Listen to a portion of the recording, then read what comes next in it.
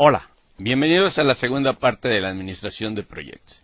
Esta presentación se basa en la guía del Cuerpo de Conocimientos de la Administración de Proyectos del Instituto de Administración de Proyectos de Estados Unidos. El título en inglés de la guía es A Guide to the Project Management Body of Knowledge, el más conocido como el PMBOK. La guía plantea 5 procesos principales en la vida de los proyectos: el inicio, la planeación, el control y monitoreo, la ejecución y finalmente el cierre del proyecto. Durante la iniciación y planeación se determina lo que se debe hacer. El proyecto se desarrolla bajo un control y monitoreo de la ejecución de lo planeado. Y finalmente se concluye el proyecto cuando los alcances y los objetivos sean logrados. En el nivel de actividad de los participantes en el proyecto varía según los procesos a realizar y el tiempo. Esta figura muestra cómo los procesos del proyecto se traslapan e interactúan de manera impredecible a medida que el proyecto evoluciona. Aquí vemos cómo la planeación se sobrepone con la ejecución, el monitoreo y control, en virtud de que puede haber cambios en la planeación, ya que el plan se va refinando a medida que el proyecto progresa. De hecho, la planeación es un proceso iterativo. Esta presentación trata esencialmente con los subprocesos del proceso de planeación. El PMBOK da las pautas para la administración de tiempos del proyecto y describe los procesos requeridos para asegurar que el proyecto se complete a tiempo. El grupo de procesos de planeación ejecuta los siguientes procesos: la definición de las actividades, el secuenciamiento de las actividades, la estimación de los recursos requeridos, la estimación de la duración de las actividades y el desarrollo del cronograma. La guía del PMBOK da directrices para desarrollar proyectos, pero debe ajustarse a las necesidades de cada proyecto. Una parte considerada como esencial en los proyectos ocurre durante la iniciación y la planeación. De hecho, en la iniciación se determina lo que se va a hacer, quién lo hace, cómo, cuándo y cuánto costará. Estos procesos son tan importantes que a ellos se dedica la cuarta parte de los esfuerzos del proyecto, ya que un proyecto que comienza bien, con un buen plan, seguro termina bien. En el capítulo 6 del PMBOK se detallan los procesos de la planeación del proyecto. Indica que el cuerpo encargado del proceso de la planeación identifican, definen y maduran el alcance del proyecto, el costo del proyecto y planifican las actividades del proyecto. El grupo de procesos de planeación es responsable de la creación de la estructura del desgloso de trabajo, de la definición de las actividades, de la estimación de los recursos requeridos, la estimación de la duración, el establecimiento de la secuencia de las actividades, la estimación de los costos, la preparación del presupuesto, la planificación de recursos humanos y el desarrollo del cronograma. Se obtienen una serie de documentos y herramientas como productos de la planeación. Aquí se observa cómo el PMBOK relaciona los procesos de iniciación, planeación, ejecución y monitoreo y cierre con los grupos encargados de ejecutarlos. La planeación del proyecto incluye los procesos que van antes de la procuración, ejecución y operación. El plan del proyecto comprende una serie de documentos en el que se contemplan acciones futuras, como ya se mencionó. El grupo también determina lo que se va a hacer, quién lo hará, cómo, cuándo y con qué recursos. Este video presenta una interpretación de los procesos recomendados en la guía del PMBOK, que incluye la selección del equipo de trabajo, el establecimiento de la carta constitutiva del proyecto, la creación de la estructura del desglose del trabajo, la definición de la matriz de responsabilidades, el desarrollo de la red de precedencia de las actividades, la construcción del diagrama de Gantt, la definición del plan de recursos y finalmente el establecimiento del presupuesto. Debe tomarse en cuenta que la planeación del proyecto incluya el acopio y análisis de información que sea suficiente para que los participantes en los proyectos identifiquen los posibles riesgos, definan una estrategia para mitigarlos y puedan hacer el mejor uso de los recursos para lograr un proyecto exitoso. Lo primero es la selección del equipo. Esto depende del tipo de empresa que desarrolla el proyecto y de la organización. El equipo lo conforman el grupo de personas que pueden o no ser de la misma empresa, que están encargados de llevar a cabo el proyecto, es decir, quienes trabajan en él. El segundo paso es redactar el acta constitutiva del proyecto. Consiste en elaborar un documento que autorice de manera formal el inicio del proyecto y documentar las necesidades y las expectativas de los interesados. El acta constitutiva establece una relación entre la organización ejecutante y la organización patrocinante.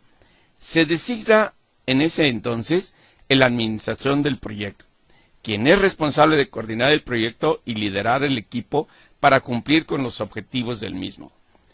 A veces se los llama líder, otras veces coordinador o director. Las especificaciones, los objetivos, los alcances y obligaciones también se establecen en el acta. Después de intercambiar propuestas y contrapropuestas, en una ceremonia se reúnen los participantes, el patrocinador, el administrador del proyecto y el equipo. Aclaremos que el patrocinador es quien autoriza la inversión y quien tiene la última palabra al momento de las grandes decisiones. Con su firma en el acta ratifican su acuerdo en los objetivos, los resultados concretos o entregables y los eventos de entrega que marcan las fechas en que se van a completar las partes importantes del proyecto, así como la cantidad de recursos asignados, el tiempo requerido y el costo. Aquí se muestran sus equivalencias en inglés que, por ejemplo, los participantes son los stakeholders, el patrocinador es el sponsor, las metas son los milestones, etc. Los procesos de selección del equipo de trabajo y la elaboración del acta constitutiva las ejecutan el grupo de procesos de integración. El siguiente paso es tener un panorama que muestre la magnitud de lo que se va a hacer. Para ello se crea la estructura de desglose de trabajo o estructura detallada, más conocido como el WBS por sus siglas en inglés, Work Breakdown Structure. Consiste en hacer un diagrama que muestre la descomposición del alcance en las tareas necesarias para completar el proyecto.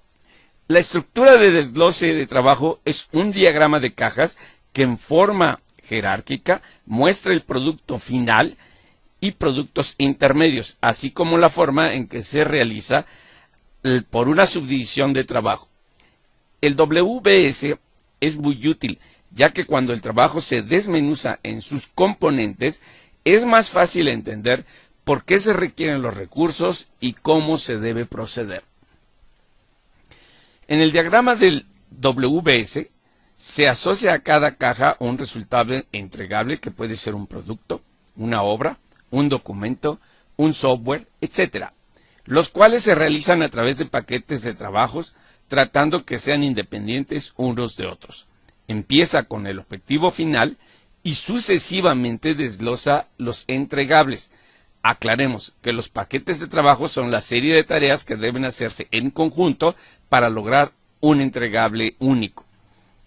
En este ejemplo que se muestra, se tiene el objetivo final, que es la construcción de la ampliación en un segundo piso de una casa. Los trabajos importantes son la elaboración de planos, el trámite de los permisos, etc. Y son paquetes entregables de trabajo, la aplicación de yeso y pintura en las paredes y otros similares. La guía PMBOK recomienda un sistema de numeración de acuerdo a los niveles de la jerarquía del WBS. La numeración, como en el índice de capítulos y secciones de un libro, facilita la localización de las tareas en la estructura de desglose del trabajo. Además del número, cada caja podrá tener un nombre, la descripción y puede agregarse el esfuerzo estimado, los entregables y posiblemente el costo.